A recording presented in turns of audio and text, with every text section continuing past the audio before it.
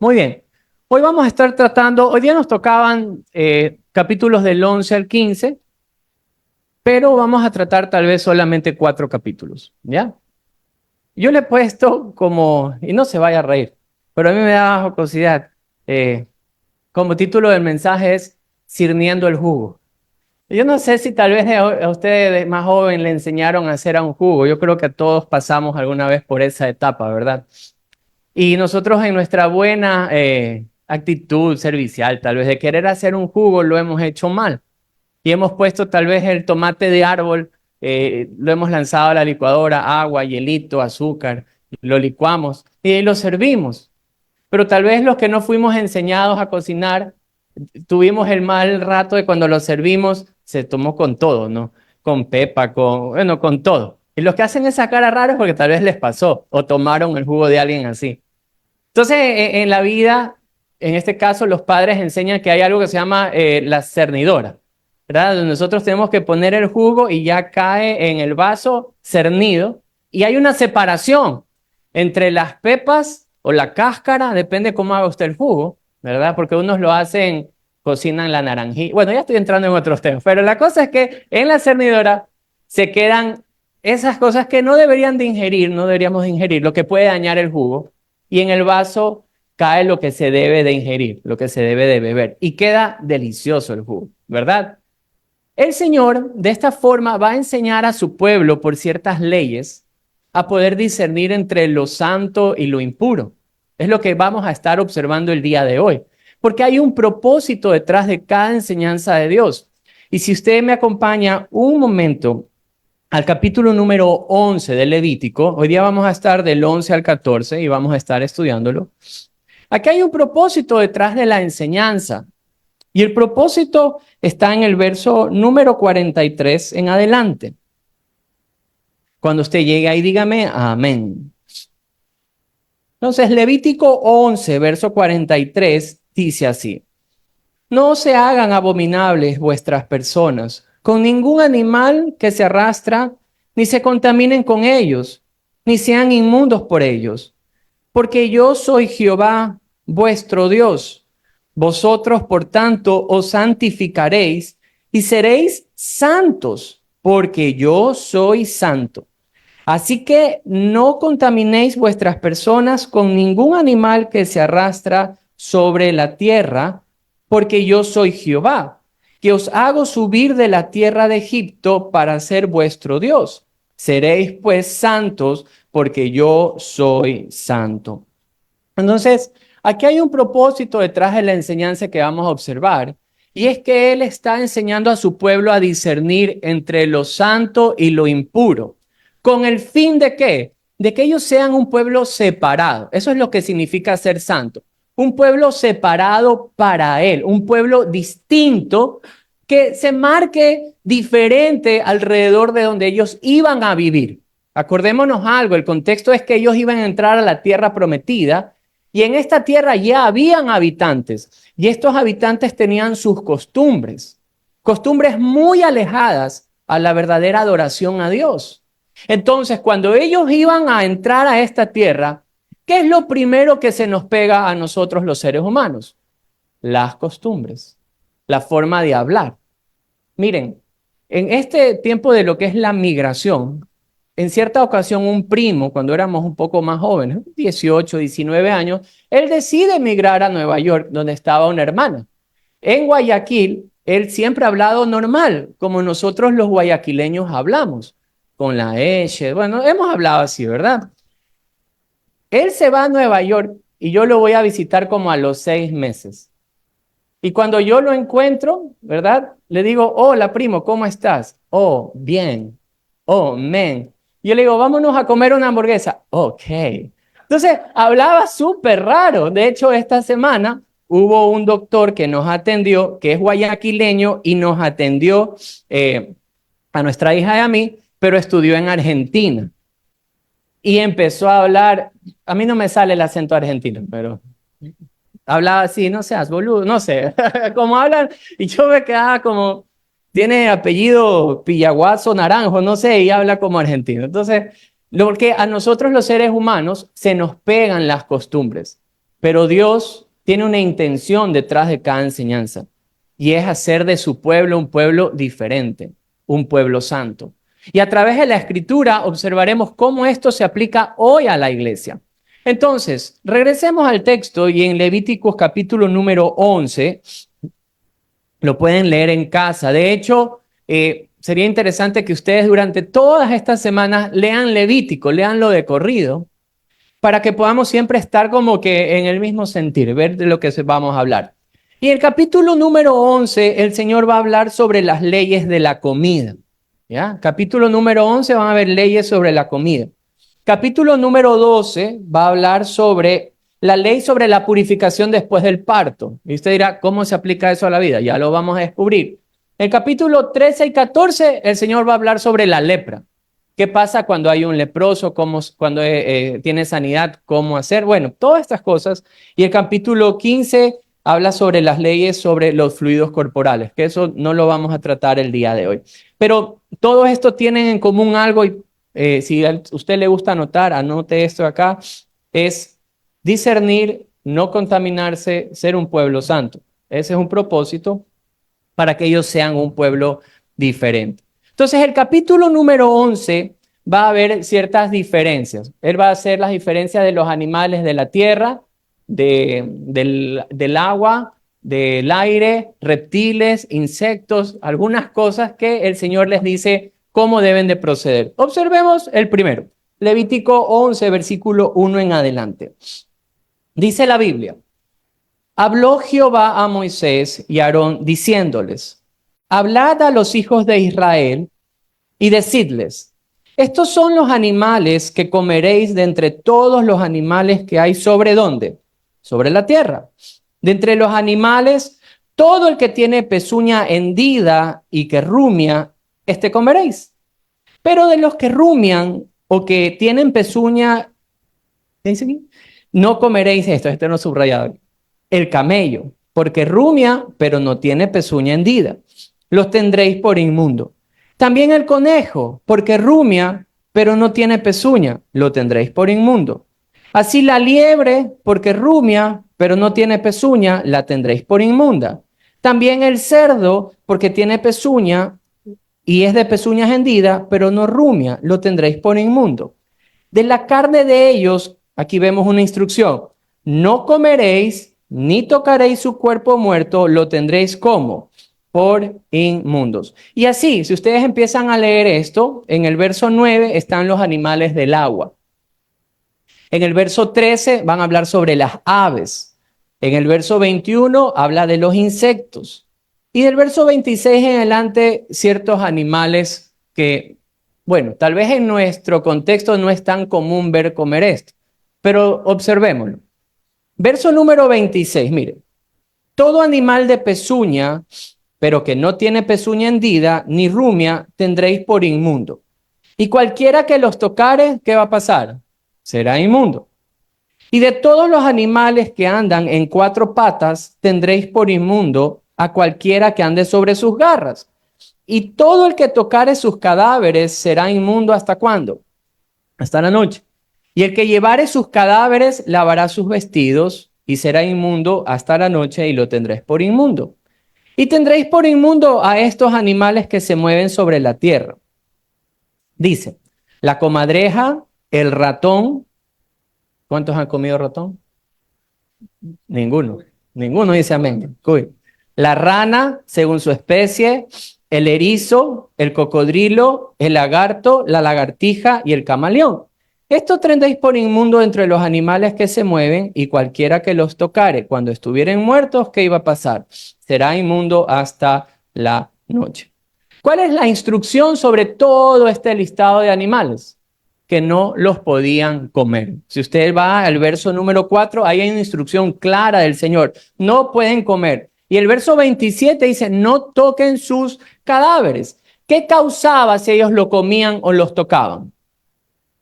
Eran impuros, ¿verdad? Ceremonialmente impuros. O sea, no podían tal vez ir al tabernáculo. De hecho, no podían compartir con la familia ese momento. Se hacía una pequeña cuarentena de una noche. Se tenían que separar, veían, toda la noche, y pasaba la inmundicia y al otro día ya podían tener nuevamente comunión. Pero ¿Cuál es el propósito de la enseñanza? Miren, Dios siempre tiene un propósito detrás de cada enseñanza. ¿Amén o no amén? Muy bien. Entonces, ¿cuál sería aquí la prevención o el propósito? Primero, hablemos un poco sobre la higiene, porque tenemos que estar un poquito en el contexto de aquellos que estaban ahí. ¿Dónde se encontraba el pueblo? ¿Yendo hacia dónde? O sea, la tierra prometida. O sea, no estaban en casas construidas como la que usted y yo tenemos, sino estaban en camino, con tiendas que eran levantadas y avanzaban. No es que había una farmacia a la vuelta de la esquina o un hospital, no habían ese tipo de ayudas. Dios en su sabiduría sabía qué clases de animales no iban a contaminar a su pueblo.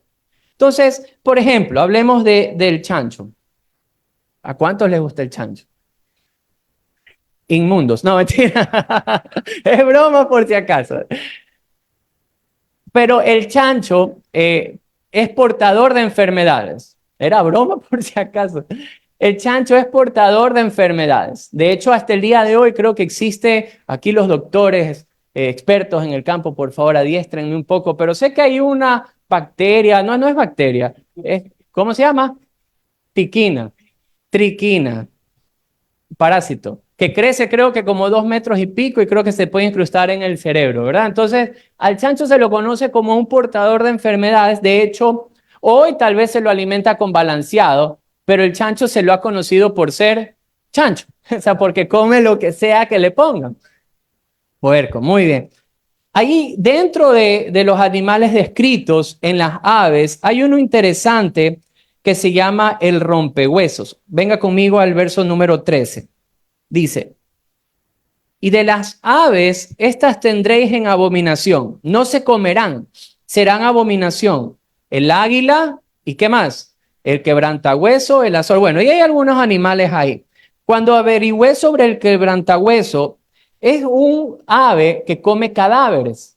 Entonces, todo lo que ingresa a su sistema digestivo, todos más o menos como el gallinazo, todo esto va a aportar antihigiene para nosotros. No sé cómo explicarlo de mejor manera. No va a tener nada bueno para aportarnos en su carne. Entonces el Señor les dice, no comen de ellos. Miren, cuando habló de las ratas, pero el Señor decía, no coman ratón, ¿ya? Hubo una peste en 1350, la peste bubónica o la peste negra. Esta exterminó un cuarto de la población de Europa. Y esta venía de las pulguitas de las ratas. Entonces, como se encontraba en este contexto de suciedad, esto es como, a ver, en el 2019, ¿qué plaga azotó al mundo? El COVID. Se entiende, o algunas personas, bueno, es que del COVID-19 han sacado 1501 teorías, pero la que han sacado es que en una ciudad llamada Wuhan, en China, ¿verdad? Se procedió a comer, en este caso, un murciélago. El murciélago haber tenido alguna bacteria, lo consume el humano y esto, un chifa, ese no. Entonces, y esto azotó al mundo. Entonces, el Señor en este caso habla sobre esto a su pueblo. Sí tiene una intención de cuidarlos hablando de la higiene. Pero también hay algo interesante porque las naciones donde ellos iban a estar eran naciones idólatras, con costumbres. De hecho, si nosotros conversamos sobre Primera de Corintios, por ejemplo, ahí habían ciertos sacrificios que usaban ciertos animales y eran dedicados a ciertos dioses. El Señor estaba preparando el corazón de su pueblo para que no se contaminara en ninguna forma, ni tanto física ni espiritualmente hablando, con las naciones que ellos iban a entrar. Por eso es que justamente Levítico 11, que lo leímos hace un momento, el Señor les dice, ustedes deben de ser un pueblo santo, un pueblo apartado, un pueblo diferente, que se sepa que yo soy su Dios, que cuando ustedes ingresen a esta tierra, las personas a su alrededor conozcan quién es Jehová, el Dios santo. Entonces Dios está preparando el corazón de su pueblo con esta intención de que sean separados para Él. Ahora, pero esto tiene aplicaciones para nosotros. No, pero sí. ¿Ya? ¿Cómo es eso? No, pero sí. A ver, Cuando hablamos de no comer ciertos animales, porque muchas veces usted puede asistir a algún lugar donde estén predicando y le puedan decir, el chancho es pecado comer, por ejemplo, o el camarón es pecado comer. Y muchos, tal vez atacados en su conciencia, han tenido esa duda. ¿Como o no como? Si Richard nos invita a una fritada, ¿voy o no voy? Digan amén, por favor. Muy bien. Es algo profético, ¿ya? Entonces, ¿qué hago? Ahora, esto ya se resolvió. En Hechos capítulo número 15, si vamos un momento, nosotros vamos a Hechos capítulo número 15. Ahí hay un concilio que se levanta. Están los apóstoles, están los discípulos de Jesús, están los ancianos, están en Jerusalén y hay un problema que traen para abordar. Y el problema es que un grupo de personas que ya han depositado su fe en Jesús empezaron a decirle a las personas, ok, tú debes de creer en Jesús, pero debes guardar la ley de Moisés y todo lo que él ha dicho. Entonces, cuando la gente venía y ponía su fe en Jesús, decían, sí, pero también tienes que hacer la circuncisión, tienes que guardar las fiestas judías, tienes que guardar la dieta judía. Y eso es algo que los apóstoles tratan porque la única forma que el ser humano puede tener vida eterna no es por nuestros medios, no es por lo que yo haga, sino es por lo que Cristo hace en la cruz por nosotros y yo vengo en fe y deposito mi confianza en Cristo. Entonces, muchas personas empezaron a decir, a ver, tú eres cristiano, pero tú no puedes comer esto. Tú eres cristiano, pero tienes que circuncidarte. Eso era lo que estaba atacando a la iglesia y eso iba a desviar a la iglesia. ¿A qué? A poner su confianza en otras cosas y no en la cruz. Entonces, ante esto, los apóstoles, venga conmigo ahora sí, desde el versículo número 23 y vamos a leerlo juntos. Dice, verso 22, un poquito más de contexto. Entonces pareció bien a los apóstoles y a los ancianos con toda la iglesia elegir entre ellos varones y enviarlos a Antioquía con Pablo y Bernabé, a Judas, que tenía por sobrenombre Barsabás, y a Silas, varones principales entre los hermanos, y escribir por conducto de ellos, los apóstoles y los ancianos y los hermanos, a los hermanos entre los gentiles que están en Antioquía, en Siria y en Cilicia, salud. Por cuanto hemos oído, esto es lo que están redactando ellos, por cuanto hemos oído que algunos que han salido de nosotros, a los cuales no les dimos orden, os han inquietado con palabras, perturbando vuestras almas, mandarlos a circuncidaros y a guardar la ley. Nos ha parecido bien, habiendo llegado a un acuerdo, elegir varones y enviarlos a vosotros con nuestros amados Bernabé y Pablo, hombres que han expuesto su vida por el nombre de nuestro Señor Jesucristo. Así que enviamos a Judas y a Silas, los cuales también de palabra os harán saber lo mismo, porque ha parecido bien al Espíritu Santo y a nosotros no imponernos ninguna carga más que estas cosas necesarias, que se abstengan de lo sacrificado a los ídolos, de sangre, de ahogado y de fornicación, de las cuales cosas si os guardáis, bien haréis, pasadlo bien. Entonces aquí ellos ya les empiezan a decir que la ley mosaica no regía sobre las personas que ponían su fe en Cristo Jesús. Y esto no se detiene ahí, sino que observemos lo que Pablo le dice a Timoteo. Vamos un ratito, vámonos a Primera de Timoteo.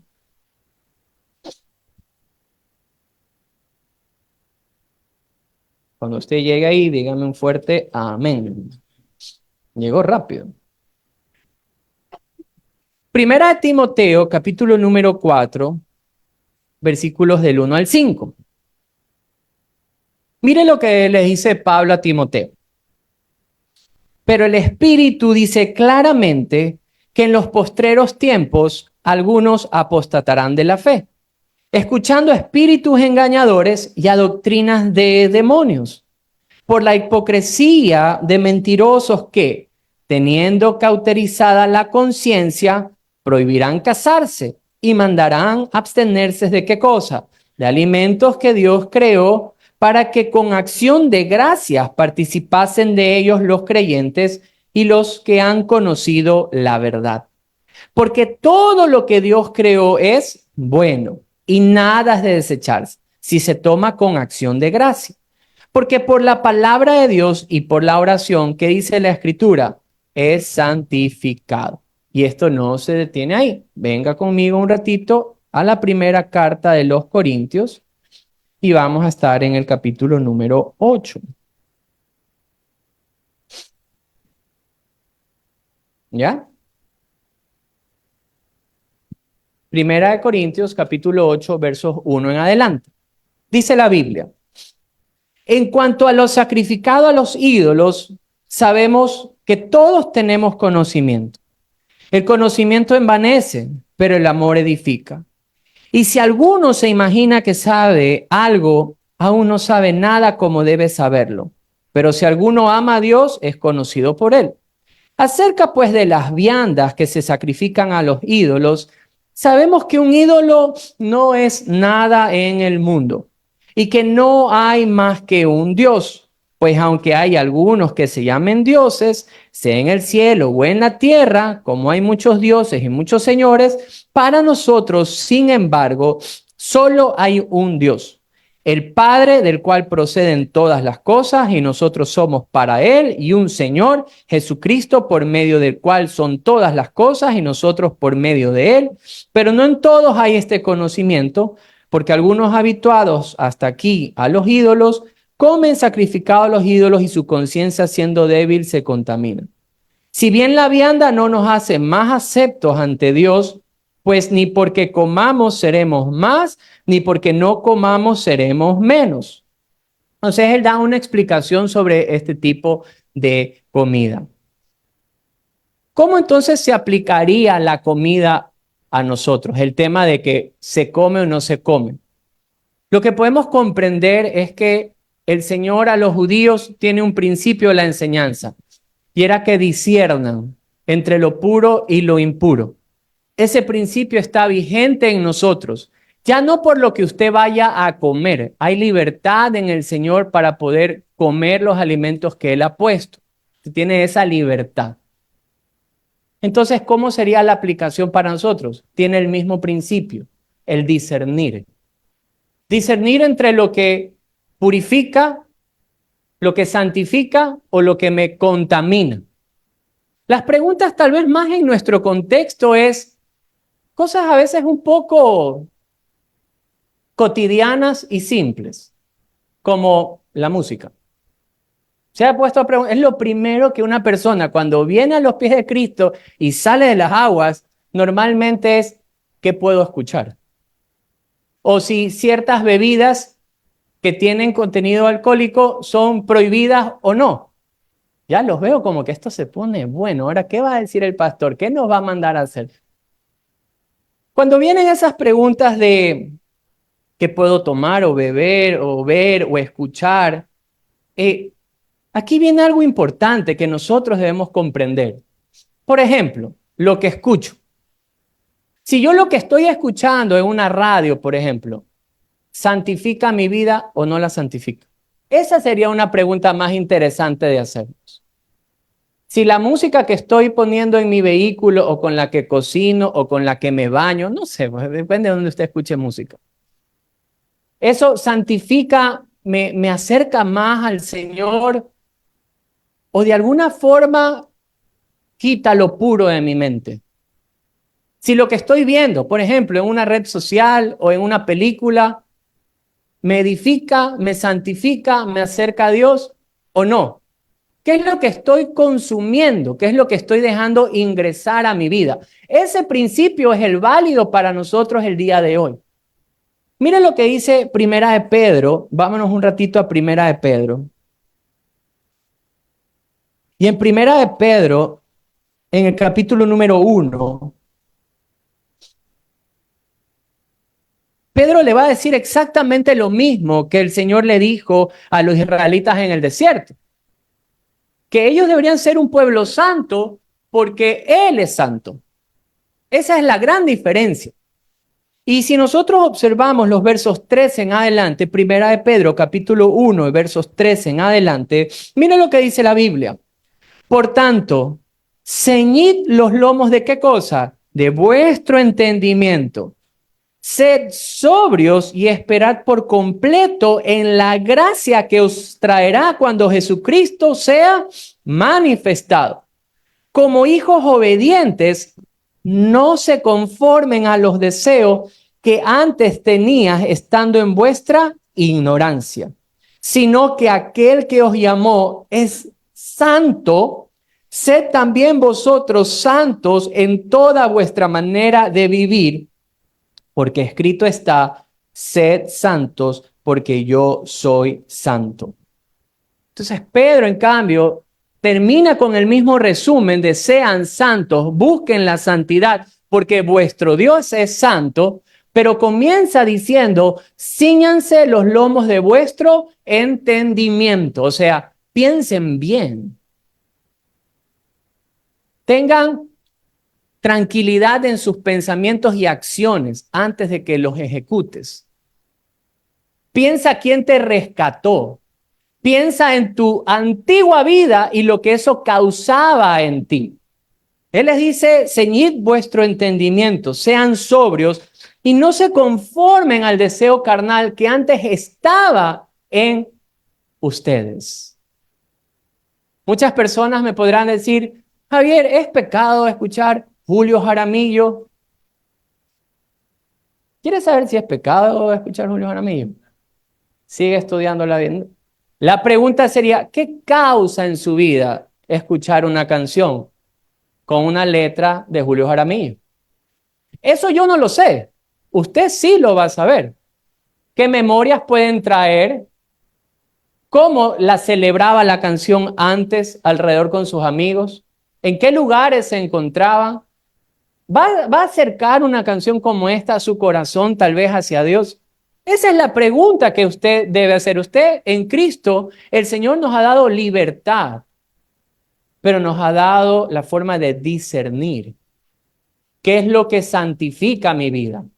Y mucha gente pueden hablar solo de la música, pero hoy nuestro contexto, aunque es un contexto de cultura muy musical, somos un contexto de una cultura de mucho celular. ¿Se ha dado cuenta de eso? Y muchas personas pueden decir, estar en el celular no es pecado. Es verdad, estar en el celular no es pecado. Pero el tiempo que inviertes en su celular, ¿cuánto te está santificando o acercando a Dios, por ejemplo? ¿Cuánto te santifica TikTok? ¿Cuánto te santifica el tiempo que pasas en YouTube, en Netflix, en HBO en Paramount Plus? Es que hay hartísimas cosas para vivir. ¿Cuánto te santifica un Instagram? No lo sé. Eso sí, lo sabes tú. Porque el entendimiento, el ceñir los lomos de nuestro entendimiento debe ser una característica del pueblo de Dios para comprender qué está santificando mi vida, cómo maduro en mi relación con Cristo, cómo esa relación con Cristo se ve reflejado en que mi vida se vuelve más misericordiosa hacia el que está al lado mío, hacia el trato hacia mis cónyuges, hacia mis hijos. ¿Cómo estoy siendo un pueblo santo para Dios? Eso sí lo podemos nosotros determinar, ya no en nuestras fuerzas, sino porque Dios ha hecho de nosotros un pueblo santo, un pueblo apartado, que ya no vive por la corriente de la emoción de nuestra vida, sino por el discernimiento en el poder del Espíritu. Dos cosas muy diferentes. Entonces, ¿rige la comida para nosotros? No, pero el principio sí. No podemos ser un pueblo que no discierna lo que ve, lo que hace, lo que escucha, lo que habla, cómo invertimos nuestra vida y nuestro tiempo. Ese principio sí está muy vigente para nosotros porque nos lleva al mismo resultado y es ser santos porque nuestro Dios es santo. Amén. Muy bien. Entonces, regresemos a Levítico y ya hemos comprendido entonces el primer principio, el discernir la voluntad de Dios, la santidad de Dios, lo que edifica. Y vámonos entonces a Levítico número 12. Levítico número 12 tiene un principio precioso. Esto lo vamos a leer porque es corto. Y dice la Biblia en Levítico número 12. Habló Jehová a Moisés diciendo, habla a los hijos de Israel y diles, la mujer cuando conciba y dé a luz varón será inmunda 7 días. Conforme a los días de su menstruación será inmunda. Y al 8º día se circuncidará al niño, mas ella permanecerá 33 días purificándose de su sangre. Ninguna cosa tocará ni vendrá al santuario hasta que sean cumplidos los días de su purificación. Y si diere a luz hija, será inmunda 2 semanas, conforme a su separación, y 66 días estará purificándose de su sangre. Cuando los días de su purificación fueren cumplidos, por hijo o por hija, traerá un cordero de 1 año para holocausto y un palomino o una tórtola para expiación a la puerta del tabernáculo de reunión al sacerdote. Y él los ofrecerá delante de Jehová y hará expiación por ella y será limpia del flujo de su sangre. Esta es la ley para la que diere a luz hijo o hija. Y si no tiene lo suficiente para un cordero, tomará entonces 2 tórtolas o 2 palominos, uno para el holocausto y otro para la expiación. El sacerdote hará expiación por ella y será limpia. Muy bien. Entonces, como les comentaba a un principio, también tiene principios de higiene para la época. De hecho, estos principios rigen hoy también en la medicina, en la actualidad. La cuarentena después del parto. Entonces, yo saqué un extracto y ojalá aquí mis queridos doctores que también asisten puedan afirmar si está bien lo que he sacado, si hice bien la lección. Pero esta cuarentena después del parto de la mujer tiene un nombre y es el nombre puerperio. Ojalá no me haya equivocado. El puerperio es el tiempo que pasa desde la expulsión de la placenta o alumbramiento hasta que el aparato genital vuelve al estado anterior al embarazo. Suele durar entre 6 y 8 semanas, es decir, alrededor de unos 40 días.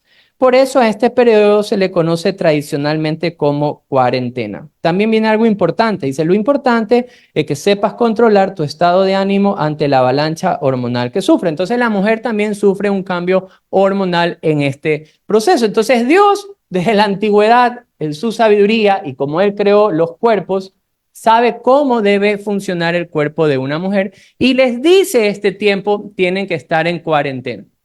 Pero había algo importante al final. Luego de este tiempo debía hacerse una expiación. Y una expiación habla de pecado, de cubrir pecado. La pregunta es ¿por qué Dios mandaría hacer una expiación luego de que la mujer haya dado a luz? Porque podríamos pensar entonces, ¿es pecado tener hijos?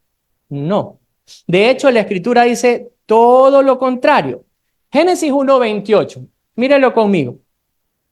La bendición, en cambio, de tener hijos. Génesis 1:28.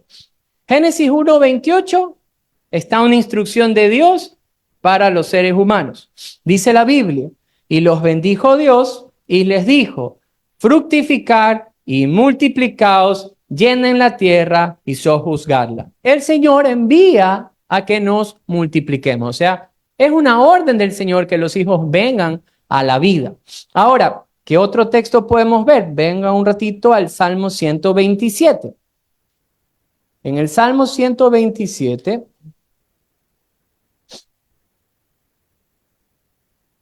observemos juntos esta bendición. Salmo 127, verso número 3. ¿Llegó? Mire lo que dice la Escritura sobre los hijos.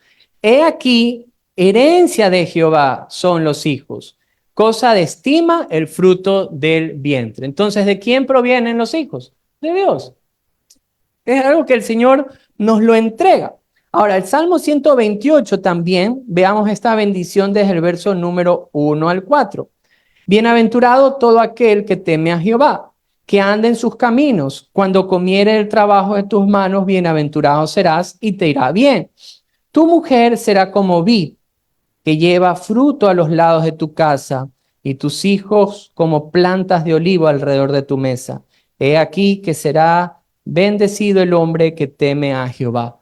El que la mujer tenga varios hijos es una bendición de Dios. Pero entonces, ¿por qué tenía que haber una expiación? Y esto me gustó, porque al estar estudiando, cuando hay esta expiación y especialmente cuando un hijo tiene que estar presente aún desde muy pequeñito, es lo importante de reconocer el estado en que vienen nuestros hijos. Esto era un recordatorio para los israelitas que un nuevo pecador ha llegado al mundo, que hemos traído como pareja, en este caso, un pecador al mundo y que él también necesita a alguien para expiar su pecado.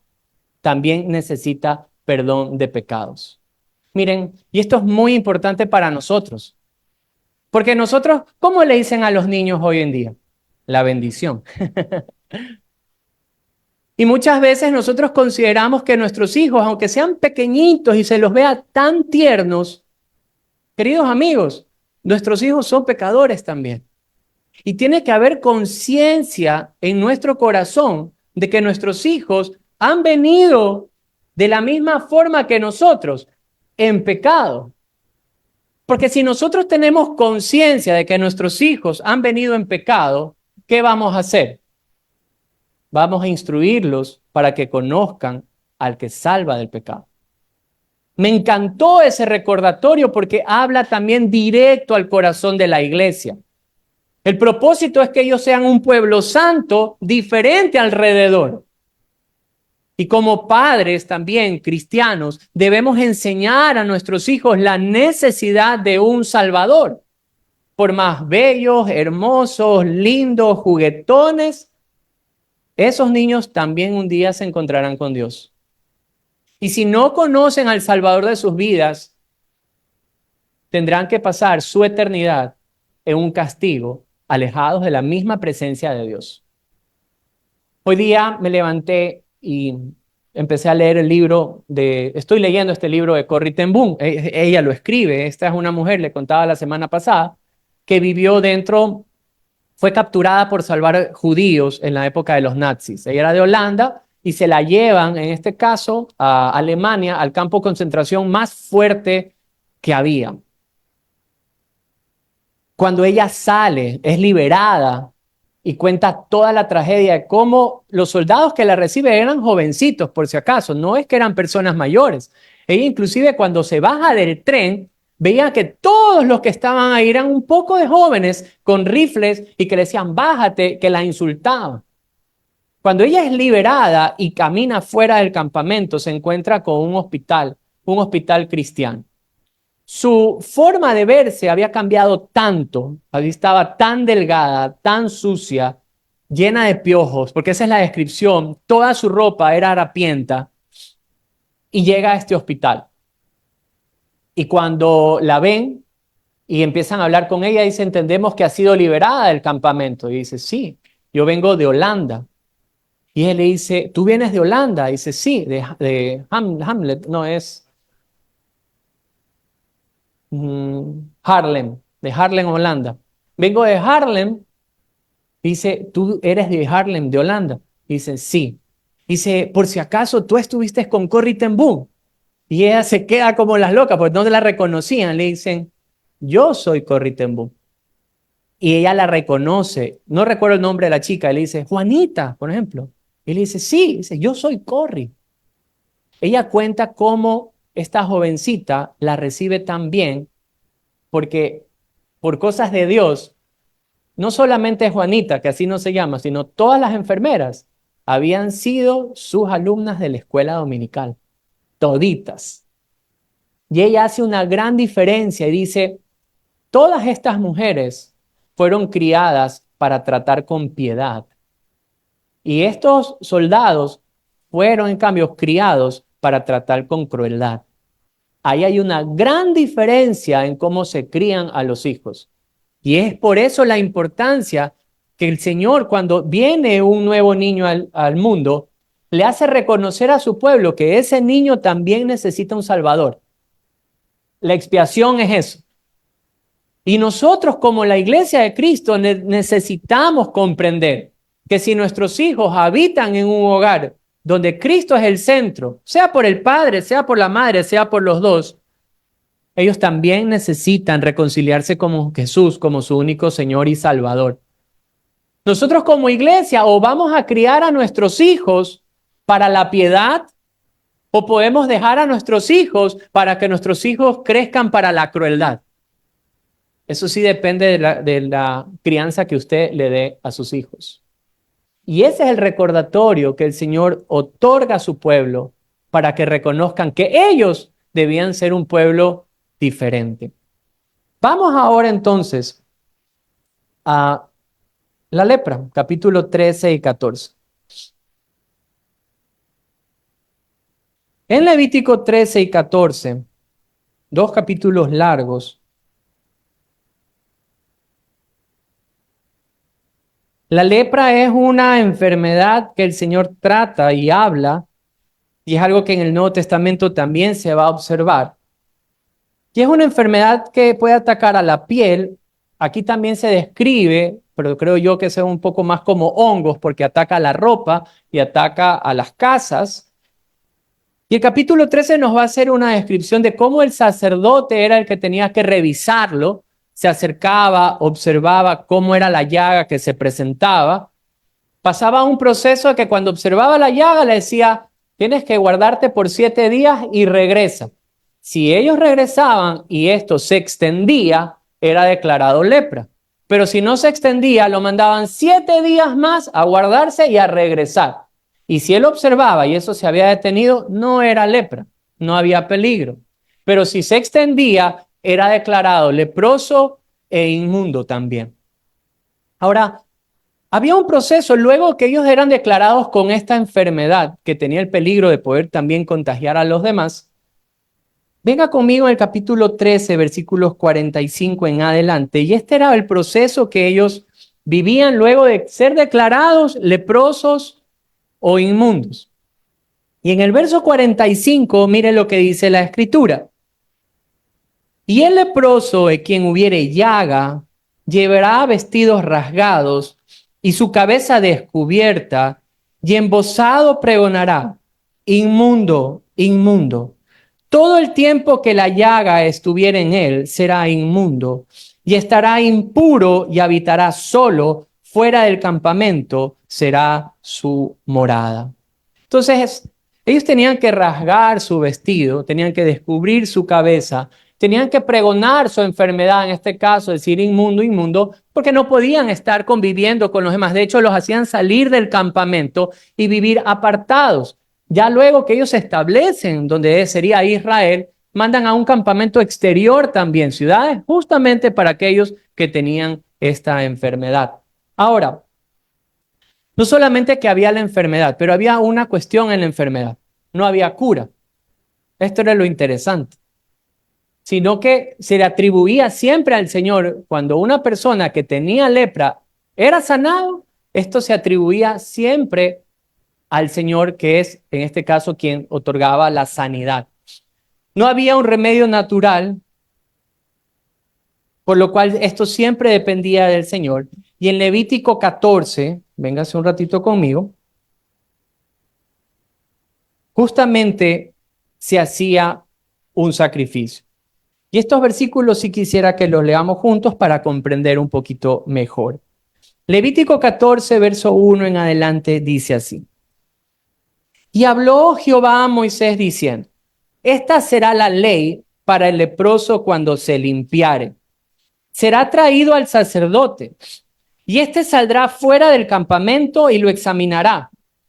Y si se ve que está sana la plaga de la lepra del leproso, el sacerdote mandará luego que se tomen para él, el que se purifica, 2 avecillas vivas, limpias y madera de cedro, grana e hisopo. Y mandará el sacerdote montar una vecilla en un vaso de barro sobre las aguas corrientes. Después tomará la vecilla viva, el cedro, la grana y el hisopo, y los mojará con la vecilla viva en la sangre de la vecilla muerta sobre las aguas corrientes. Y rociará 7 veces sobre el que se purifica de la lepra, y le declarará limpio, y soltará la vecilla viva en el campo. Y el que se purifica lavará sus vestidos, y raerá todo su pelo, y se lavará con agua, y será limpio. Y después entrará en el campamento y morará fuera de su tienda 7 días. Mira, esto es interesante, el verso 9. Y el séptimo día raerá todo el pelo de su cabeza. Tenía que raparse por completo, la barba también, las cejas de los ojos, todo su pelo, y lavará sus vestidos y lavará su cuerpo en agua y será limpio.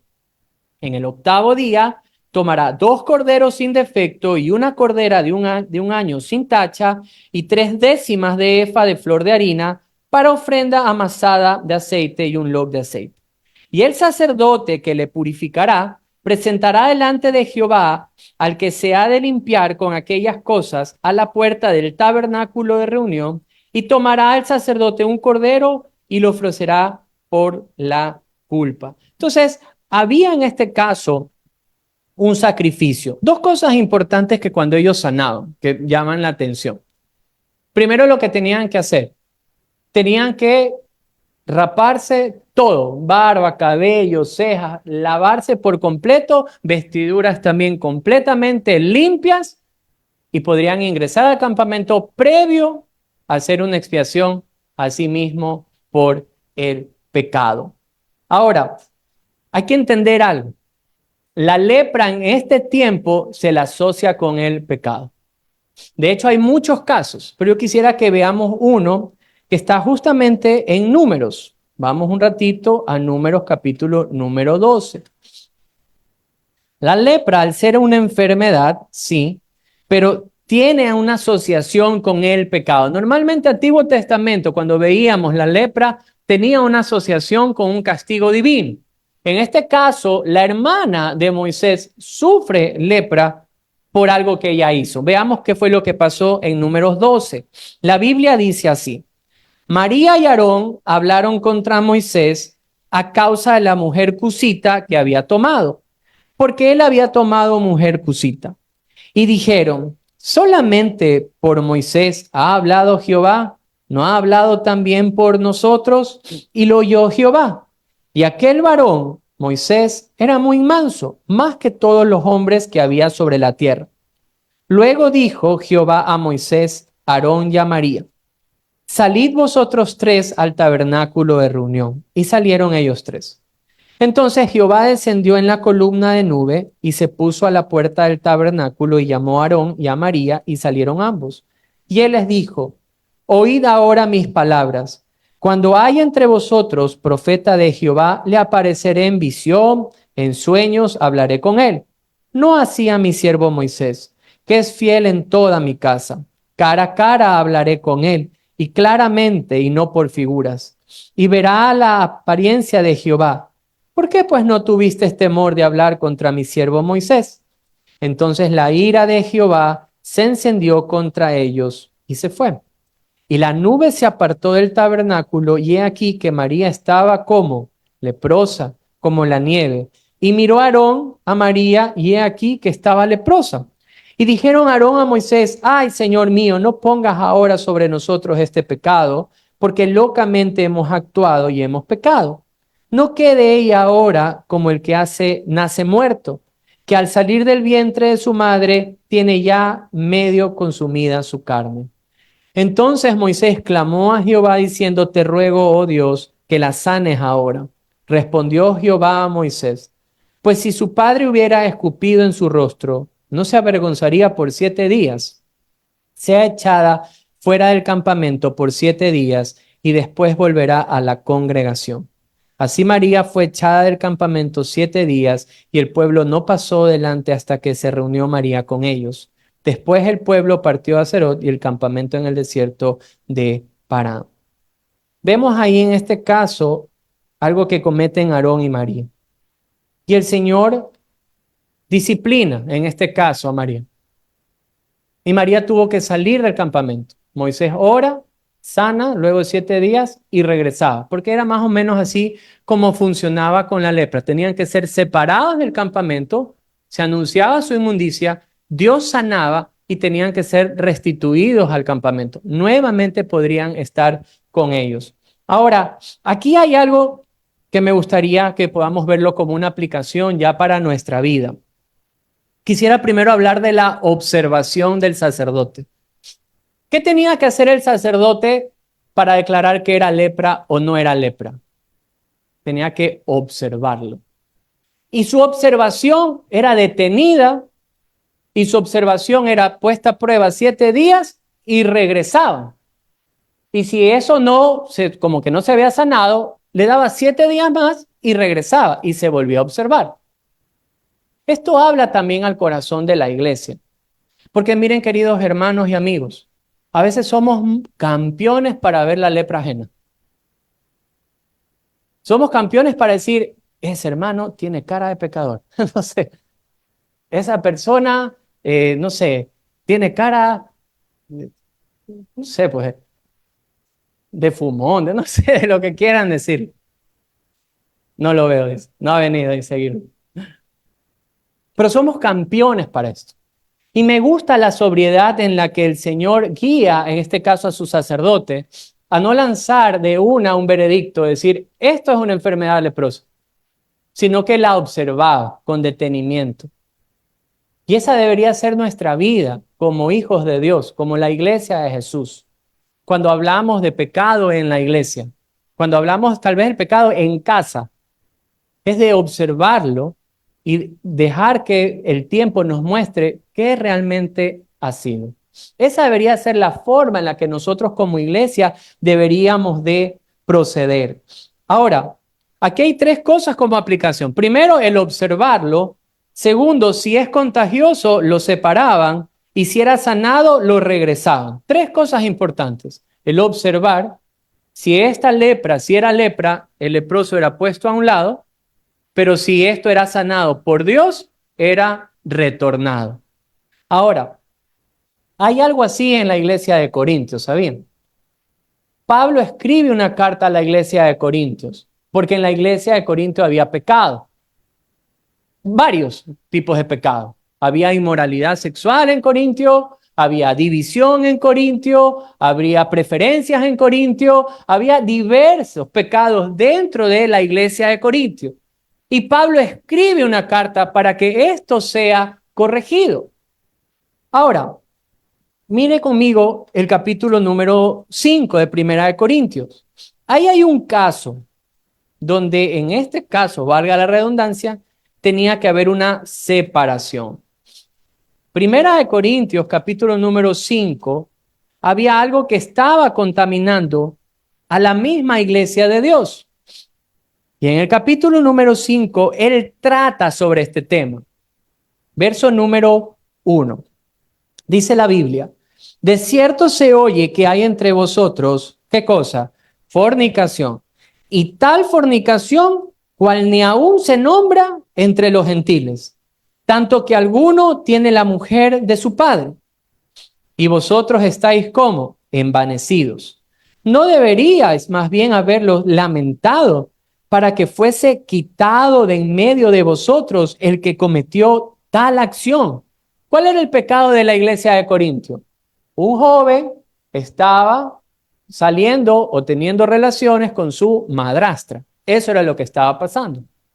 Y ellos lo estaban permitiendo. Las personas iban, se congregaban con ellos. Este era el pecado de fornicación. ¿Y qué pasaba? Ellos estaban envanecidos, jactados de esto. Tal vez si fuera nuestro tiempo diríamos, somos mente abierta y dejamos que esto suceda. Esto era lo que estaba pasando en la iglesia. Y miren lo que Pablo sigue escribiendo. Verso 3. Ciertamente yo como ausente en cuerpo, pero presente en espíritu, ya como presente he juzgado al que tal cosa ha hecho.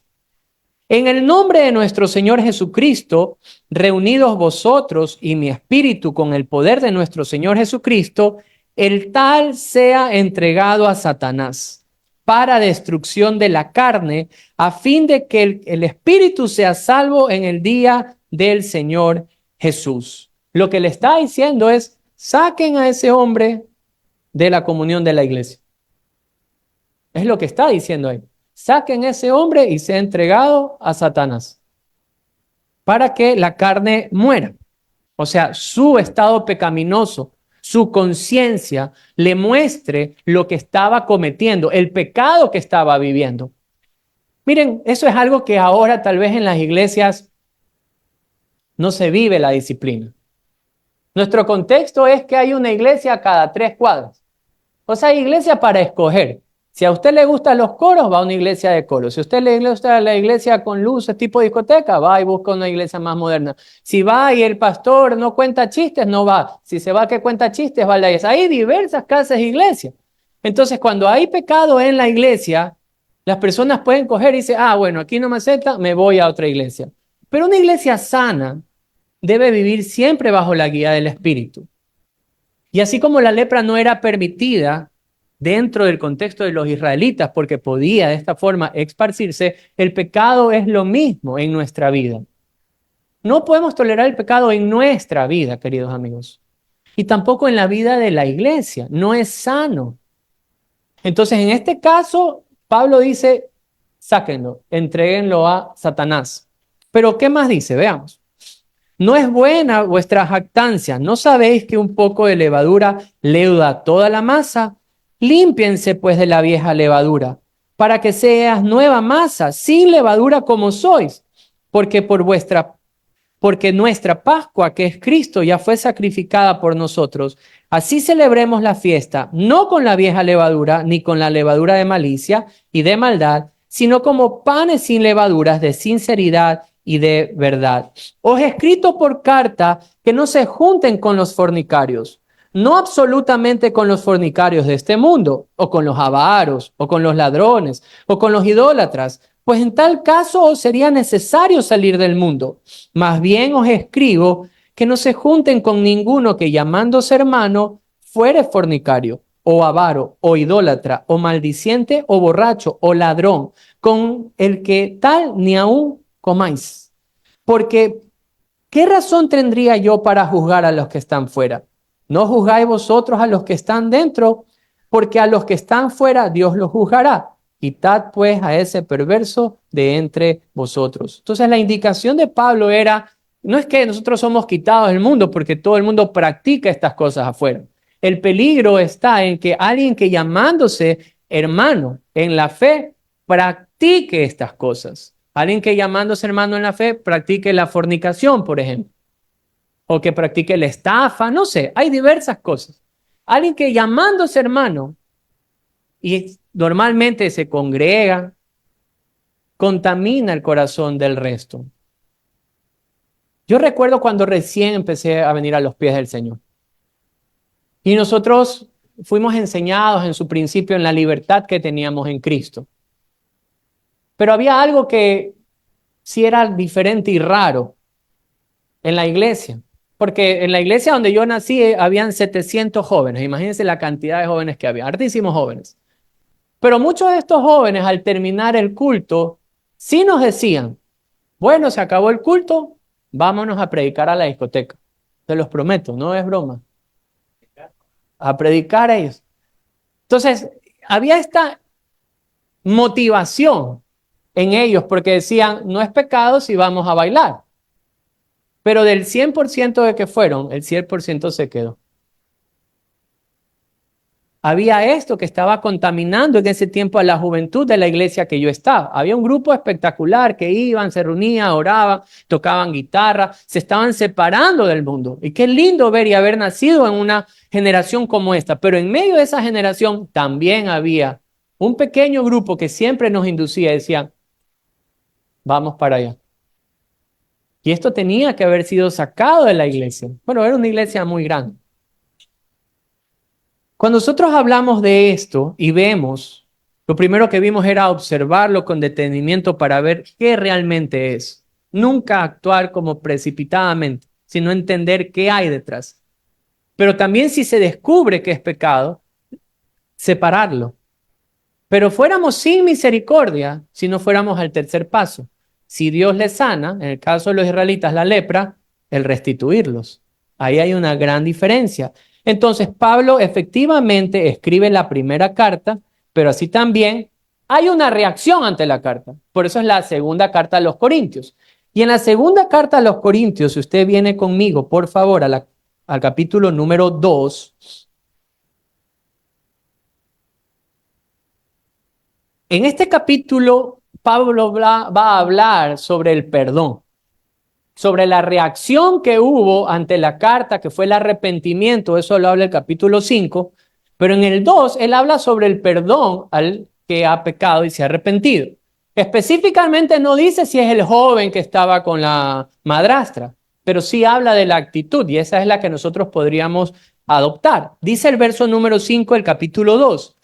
Pero si alguno me ha causado tristeza, no me la ha causado a mí solo, sino en cierto modo, por no exagerar, a todos vosotros. Le basta a tal persona esta reprensión hecha por muchos. Así que al contrario, vosotros más bien debéis perdonarle y consolarle para que no sea consumido de demasiada tristeza. Por lo cual os ruego que confirméis el amor para con él, porque también para este fin os escribí, para tener la prueba de si vosotros sois obedientes en todo. Al que vosotros perdonáis, yo también, porque también yo lo he perdonado. Si algo he perdonado por vosotros, lo he hecho en presencia de Cristo, para que Satanás no gane ventaja alguna sobre nosotros, pues no ignoramos qué cosa, sus maquinaciones. Entonces, Pablo escribe la primera carta para llamar la atención del pecado de la iglesia, pero la reacción fue correcta en el corazón de la iglesia de Corintio. Y esta iglesia se arrepintió de aquellas cosas que los estaban alejando de la santidad de Dios. Y hay una reacción, hay un arrepentimiento. Y cuando esto dice, Pablo dice, restitúyanlo, anímenlo, ámenle. Esa es la forma. Él les está diciendo, no dejen que Satanás gane ventaja sobre esto. ¿Qué pasaría si nosotros, como el pueblo de Dios, actuáramos con severidad con la lepra, como estábamos viendo para los judíos, pero en este caso para nosotros, para el pecado? Diríamos, es que esta persona es pecadora y esto merece, y expulsemos de la iglesia. Nos volveríamos como unos policías del pecado. Y no somos el Miami Vice, yo me acuerdo de esa. No somos el FBI del pecado. Pero en la iglesia va a haber pecado. En la iglesia, Satanás va a querer sembrar pecado en medio de nosotros. Es la actitud con la que se debe tratar el pecado, que hace una gran diferencia sobre un pueblo santo, un pueblo diferente, un pueblo que primero observas para ver qué hay, qué pasó. En casa debe ser exactamente lo mismo. A veces los padres actuamos de una, yo a veces soy el primer pecador en ese sentido. ¿Por qué haces esto? En cierta ocasión, recuerdo, un pastor de la Alianza, hubo este congreso mundial y vino el rector el rector del seminario en Nueva York de la Alianza. Y él contó una historia de su hija. Un día lo llaman y le dicen, no recuerdo el nombre, Paul, ¿sabes qué? Tu hija está en donde están la agencia de policías, en el UPC para nosotros, está en el UPC. Y está toda llorando y está con una muchacha borracha. Él la llamó, él cuenta, y le dijo, ¿tú por qué estás ahí? ¿En qué te habrás metido? Siempre me haces esto, qué vergüenza. Y dice que sacó toda su religiosidad encima de ella. Yo todavía el pastor, ¿qué te crees? Y dice que va a ver a la hija. Suben al carro con él y con la amiga que había estado tomada. Y ella le cuenta tranquila y le dice, papá, quiero contarte lo que pasó. Y efectivamente estuve ahí en la discoteca porque mi amiga quiso ir y yo sabía que la persona que iba a estar ahí le iba a hacer daño. Y cuando ella entró, dice, yo me quedé afuera y ella empezó a tomar y salió en ese estado. Y yo lo que hice fue recibirla, ayudarla a que vomite, que esté allá y llevarla directamente a la policía para que ponga una denuncia. Dice el papá, que se sintió el peor pecador del mundo por haber juzgado a su hija así de rápido. Y de hecho él contaba con esto con dolor, porque él contaba que su hija le había dejado hablar casi por 10 años por el resentimiento causado. Y ya estaban regresando a tener esta relación padre-hija. Queridos amigos, nosotros somos un pueblo santo. Debemos anhelar santidad en nuestra vida. Pero eso no es sinónimo a juzgar, sino a tener paciencia y observar. Y si hay pecado en la iglesia o en la vida de nuestro hogar, debemos corregir el pecado. Se debe corregir el pecado. Pero si Dios en su gran misericordia sana, como nos ha sanado a todos nosotros, y ha perdonado nuestro pecado, esa persona debe ser completamente restituida y animada. Eso es lo que habla Levítico en nuestra vida.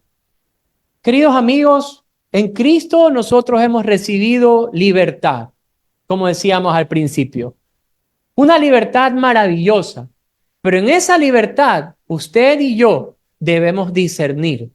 Discernir lo que nos conviene, lo que nos santifica, lo que nos hace crecer en el Señor y desechar todo aquello que no añade nada bueno a nuestra vida y a nuestra relación con Dios.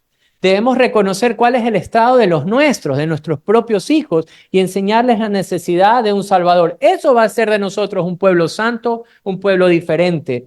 Debemos de observar y separar lo que potencialmente puede dañar la vida de mi casa, de mi iglesia, que es el pecado. Pero asimismo debemos restituir para todo aquel que ha sido alcanzado por el perdón de Dios. Restituido, animado.